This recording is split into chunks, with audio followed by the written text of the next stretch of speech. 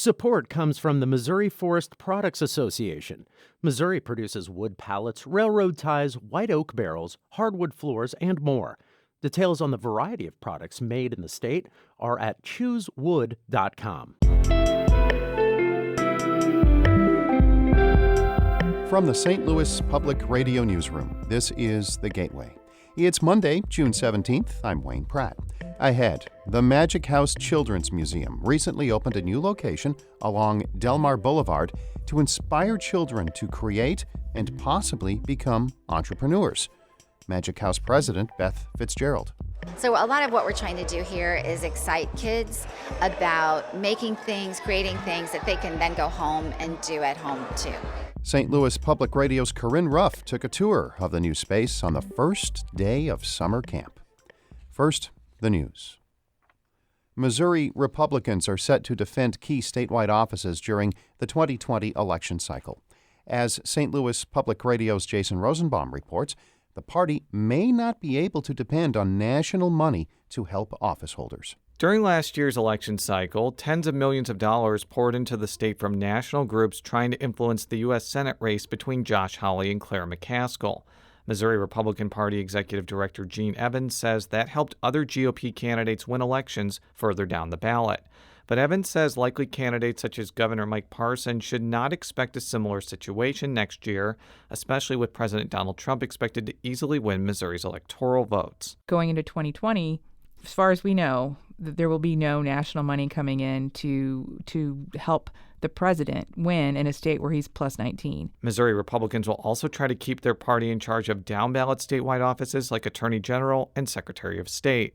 I'm Jason Rosenbaum, St. Louis Public Radio. Flooding along river towns in Missouri and Illinois is slowing down business. Barges along the Mississippi at St. Louis have been at a standstill for 2 weeks.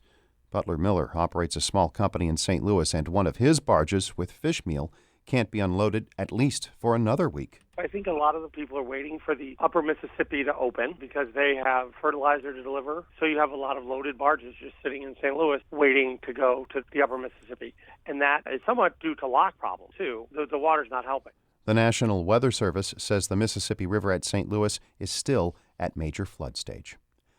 A new grocery store and takeout kitchen plans to open in St. Louis's Old North area this month, nearly 2 years after the business won the free space in a contest. The operation, run by an urban farming business called Good Life Growing, is located across from Crown Candy Kitchen. Co-founder James Forbes says getting the space ready and marketing the concept took more time than expected.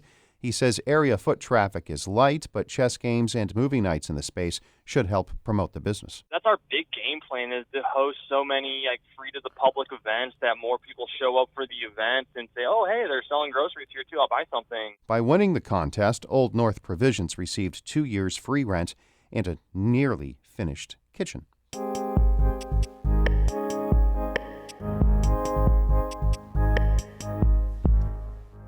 The Magic House recently expanded to St. Louis after 40 years in Kirkwood. The new space is a collaboration between the Children's Museum and notable St. Louis innovators. It's a makerspace for kids. They hope the new location on Delmar Boulevard will welcome children from all backgrounds and inspire the next wave of entrepreneurs and creatives. St. Louis Public Radio's Corinne Ruff visited that space. All right, so listen up. There's lots of fun activities. There are Legos. There are giant Legos. It's the first day of summer camp at the Magic House's new satellite location. It's up on the second floor of the Made Makerspace for adults. And like that area, it's filled with machines and all kinds of supplies to build stuff. A group of 6 to 8-year-olds are spending the week learning to create things like parachute prototypes and embroidered tote bags.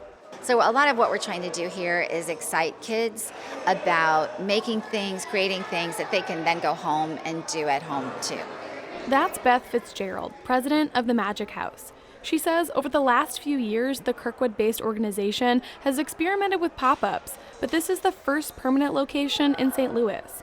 And if it goes well, she sees opportunity to open up in other areas too. What's different about this space is first how it's set up. MADE stands for makers, artists, designers, and entrepreneurs. So we've divided our space into those 4 areas. I guess first we'll go to our maker space. So we have robotics and circuits, so children can learn about what it means to operate a simple robot. Over in the artist section, kids can spin their own pottery or paint pictures using digital easels. 8-year-old Noah Sapid makes a beeline for the rocket launcher in the design corner. Almost too pretty. A staff member helps him crank a wheel to shoot a rocket up a plastic tube. Oh, wow, that's a lot of pressure. You're almost at max. How high do you think it's going to go? Are you going to hit the ceiling? Oh gosh, that definitely hit the ceiling. The last section, E for Entrepreneurs, is still a work in progress, but the aim is to teach kids how to market and sell their creations. That's something Jim McKelvey knows a lot about. The St. Louis entrepreneur helped start the payments company Square and Third Degree Glass. He's also a glass blower, woodworker, and he's the guy that funded the homemade building. McKelvey says he's always wanted to create a space for adults and kids to grow their creative and entrepreneurial spirit. We don't expect everyone to come in here and build a business. I expect most people will come in here and have fun.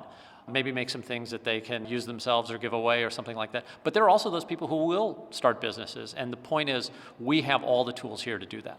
McKelvey says he wants everyone to be able to use the space. That's why it's only $5 for a day admission to the Magic House at Made and $50 for a year-long family pass. There are also scholarships available for summer camps. Those lower rates are also thanks to a $500,000 donation by the Cortex Innovation Community. CEO Dennis Lauer says that making these kinds of experiences available to children from underserved neighborhoods is one step toward making future tech jobs accessible too. Our horizons are determined by what we're exposed to. And so if we're looking to bring the next generation into the STEM and STEAM professions, we have to start now. We have to captivate their imaginations. We have to show them what they can do with their hands and with their mind. Back at the Magic House Makerspace, Alexandra Wessels and twins Sophie and Cece Geller are debating the creative direction of their Lego Rainbow Hotel. Clearly, Cece is the director. But we're making it so it's fun like a hotel. We're making like a rainbow roof. So the white is the clouds. Wessel says she's never been to a camp like this before. It's amazing. I don't know what else to describe for it. The Magic House at Made is having camps like these all summer long, and it's anticipated to draw in 30,000 visitors by the end of the year. I'm Corinne Ruff, St. Louis Public Radio. Our Maria Altman edited that report. Shula Newman is the executive editor of St. Louis Public Radio. Music by Ryan McNeely of Adult Fur. I'm Wayne Pratt, and from the St. Louis Public Radio Newsroom, this has been The Gateway.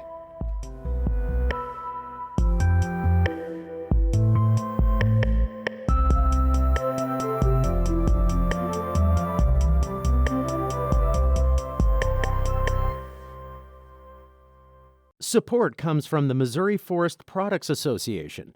Missouri produces wood pallets, railroad ties, white oak barrels, hardwood floors, and more. Details on the variety of products made in the state are at choosewood.com.